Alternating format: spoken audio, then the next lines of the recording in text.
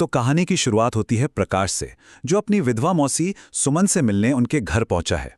अब ये घर एक अंधेरे, काफी डरावने जंगल के पास है, जहां मौसी अकेली रहती हैं।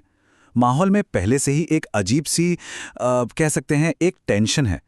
और तभी रात के सन्नाटे में जंगल से एक बहुत ही परेशान करने वाली आवाज गूंजती है। प्रकाश जाहिर है घबराकर पूछता है कि ये आवाज कैसी थी, और उसकी मौसी सुमन बड़े ही शांत तरीके से जवाब देती हैं, वे रोज ही आते हैं बेटा, उन्हें अभी तक शांति नहीं मिली है। और बस उनके इसी एक जवाब से कहानी का एक ऐसा खौफनाक पन्ना खुलता है जिसे सालों से सबसे छिपाकर रखा गया था। वे कौन हैं? यही सवाल प्रकाश के मन में भी आया और उसने अपनी मौसी से पूछा। इसके जवाब में सुमन ने जो कहानी सुनाना शुरू किया, वो जमीन के एक छोटे से टुकड़े के झगड़े से शुरू हुई और एक ऐसे श्राप पे जाकर खत्म हुई जो कभी खत्म ही नहीं हुआ। एक ऐसी कहानी जो उनके अपने ही परिवार के खून से लिखी गई थी। तो बात शुरू होती है दो सगे भाइयों से, दत्तात्रेय और गणपत। भाई थे, लेकिन जमीन के एक छोटे से विवाद ने उनके बीच नफरत की एक इतनी गहरी खाई खोद दी कि उसी नफरत ने एक भयानक त्रासदी की नींव रखी जो आने ही वाली थी। अब देखिए, परिवारों के बीच तो दुश्मनी थी जबरदस्त वाली, लेकिन उनके जो बेटे थे विट्ठल और मोहन, वो सिर्फ चचेरे भाई नहीं थे बल्कि बहुत गहरे दोस्त थे।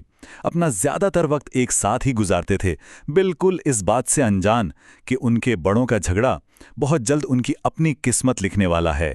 तो हुआ ये कि एक दिन बहुत भारी बारिश के बाद ये सारे दोस्त पास के एक तालाब मतलब कुंड में तैरने चले गए। लेकिन जो एक मजेदार दिन होना चाहिए था, वो एक भयानक हादसे में बदल गया। अचानक मोहन पानी में डूबने लगा और ठीक उसी वक्त एक और छोटा बच्चा तुकाराम भी डूबने लगा। अब विट्ठल, जो अकेला अच्छा तैराक था, उसके सामने एक नामुमकिन चुनाव था। एक तरफ उसका भाई, दूसरी तरफ एक छोटा बच्चा। उसने पल भर में तुकाराम को बचाने का फैसला किया, पर जब तक वो मोहन के लिए वापस आया बहुत देर हो चुकी थी। और इसी एक फैसले ने उसकी पूरी जिंदगी बदल दी, क्योंकि उसके चाचा के लिए ये कोई हादसा नहीं था, ये एक कत्ल था। अब यहां से कहानी एक बहुत ही अंधेरा मोड़ लेती है। अगले दिन जब मोहन की लाश पानी के ऊपर मिली तो उसके पिता गणपत पूरी तरह टूट गए। लेकिन उनका दुख बहुत ही जल्द एक पागलपन में और बदले की आग में बदल गया। उन्होंने अपने ही बेटे की लाश के सामने कसम खाई कि वो अपने भाई और भतीजे से इसका बदला लेकर रहेंगे।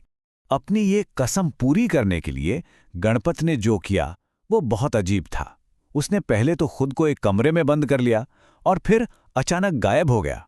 गांव वालों को लगा भाई दुख में पागल होके कहीं चला गया होगा, लेकिन वो लौटा ठीक 1 साल बाद। और जानते हैं किस दिन? ठीक उसी दिन जब विट्ठल की शादी हो रही थी। शादी के ठीक अगले ही दिन से विट्ठल पर एक अजीब, एक अलौकिक हमला शुरू हो गया। उससे डरावने सपने आने लगे कि मोहन उसे डुबो रहा है।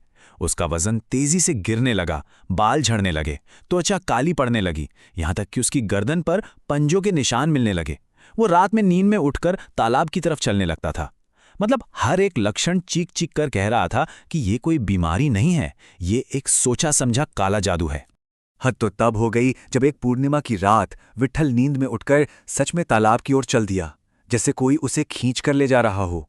उसके पिता दत्तात्रेय ने उसे बहुत मुश्किल से रोका। बस उसी पल उन्हें समझ आ गया कि यह मामला अब डॉक्टरों के बस का नहीं है। उन्हें विज्ञान से परे किसी की मदद चाहिए होगी। और फिर वे पहुंचे एक जाने माने तांत्रिक के पास, बाबा साहेब पटवर्धन। बाबा साहेब ने विट्ठल को बस एक नजर देखा और फौरन बता दिया कि ये कोई मामूली भूत प्रेत का चक्कर नहीं है, ये है शव मारण तंत्र। मतलब एक बहुत ही शक्तिशाली और खतरनाक काला जादू, जिसमें मरने वाले की आत्मा यानी मोहन की आत्मा और उस जगह की काली ऊर्जा मतलब उस तालाब की शक्ति का इस्तेमाल विट्ठल को मारने के लिए किया जा रहा था। बाबा साहेब का शक सीधा गणपत पर ही गया, और जब वो सब मिलकर जबरदस्ती गणपत के उस बंद कमरे में घुसे तो अंदर का नजारा देखकर सचमुच उनके होश उड़ गए। कमरे के बीचों बीच चिता की राख से बना एक गोला, एक इंसानी खोपड़ी और विट्ठल के ही कपड़ों से बनी एक गुड़िया, जिसके सिर में कील ठुकी थी और गले में काला धागा कसा हुआ था। एक भयानक अनुष्ठान, मौत का पूरा सामान वहां मौजूद था। और तभी अंधेरे से गणपत खुद सामने आ गया। लेकिन वो अब इंसान नहीं लग रहा था। ऐसा लग रहा था जैसे बदले की आग में जलता हुआ कोई राक्षस हो।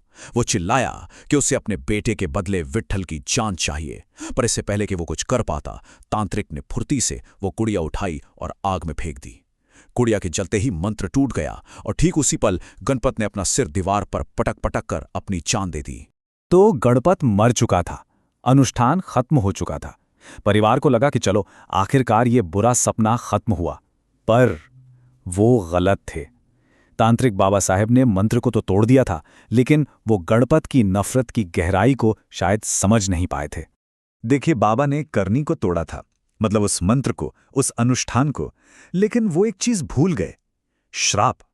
गणपत ने मरते हुए जो अपनी आखिरी सांसों से बद्दुआ दी थी, वो एक श्राप था। और मंत्र तो तोड़ा जा सकता है, लेकिन किसी की सच्ची नफरत और आखिरी इच्छा से पैदा हुए श्राप को कोई नहीं रोक सकता। ये कहीं ज्यादा पर्सनल और कहीं ज्यादा खतरनाक था। और हुआ भी वही। उसी रात गणपत विट्ठल के सपने में आया और उसने अपना श्राप दोहराया। उसने कहा कि सिर्फ विट्ठल ही नहीं, बल्कि उसकी पत्नी भी, दोनों उस तालाब का पानी पिएंगे।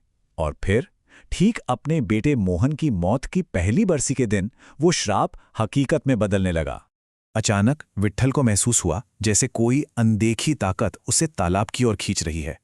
वो खुद को रोक नहीं पाया और तालाब की तरफ भागा। घर वाले कुछ समझ पाते इससे पहले ही उसने कुंड के किनारे बैठकर उसका वो काला पानी पीना शुरू कर दिया। पानी पीते ही उसकी नसें काली पड़ गईं, जैसे उनमें जहर फैल गया हो। और कुछ ही पलों में उसने वहीं तड़प तड़प कर दम तोड़ दिया। और उसके शरीर पर लक्षण बिल्कुल वैसे ही थे जैसे किसी के डूबकर मरने पर होते हैं। श्राप ने अपना रास्ता ढूंढ ही लिया था। पर यह खौफनाक दास्तान यहां भी खत्म नहीं हुई। याद है, गणपत का श्राप सिर्फ विट्ठल के लिए नहीं था। उसने कहा था, पति और पत्नी दोनों। तो विट्ठल की मौत के बाद उस श्राप का काला साया अब सीधा उसकी पत्नी सुमन पर आ गया। और ये कोई 1-2 दिन या महीने की बात नहीं है। विट्ठल की मौत के बाद सुमन ने पूरे 20 साल उसी श्राप के साए में गुजारे हैं। 20 साल, हर एक दिन एक अनजाने खौफ के साथ। उस श्राप ने सुमन को भी ठीक वैसे ही सताना शुरू किया। उसे भी वही डरावने सपने आने लगे। उसकी गर्दन पर भी गीले ठंडे हाथ के निशान मिलते। और एक दिन उसे भी विट्ठल के तरह ही काले पानी की उल्टियां होने लगी। तब तांत्रिक की सलाह पर वो अपना गांव, वो तालाब, सब कुछ छोड़कर बहुत दूर चली आई, ताकि श्राप की पकड़ कम जोर पड़ जाए। वो बच तो गई, लेकिन आज भी उसे किसी भी पानी के पास से विट्ठल की आवाज सुनाई देती है, जो उसे बुलाती है। और ये सब कोई बीती हुई बात नहीं है। जिस रात सुमन अपने भतीजे प्रकाश को ये पूरी कहानी सुना रही थी, ठीक उसी रात बाहर जंगल से एक आवाज आई, जो साफ साफ सुमन का नाम पुकार रही थी। सुमन, इधर आ। मतलब वो श्राप आज भी जिंदा है और इंतजार कर रहा है। सुमन बताती है कि वो इन 20 सालों से कैसे जिंदा है। उसने बस अपनी जिंदगी का एक सीधा सा नियम बना लिया है। वो कहती है, मैं कभी भी रात बिरात नींद में पानी नहीं पीती। उसे डर लगता है कि कहीं नींद में अनजाने में ही वो उस तालाब का पानी ना पी ले और हमेशा हमेशा के लिए विट्ठल के पास उस कुंड में फंस जाए। तो ये कहानी हमें एक बहुत ही परेशान करने वाले सवाल के साथ छोड़ जाती है कि जब नफरत इतनी गहरी हो कि वो मौत के बाद भी जिंदा रहे, तो क्या उससे पैदा हुआ श्राप सच में कभी खत्म होता है, या वो बस सही मौके का इंतजार करता रहता है, किसी न किसी रूप में हमेशा जिंदा रहता है।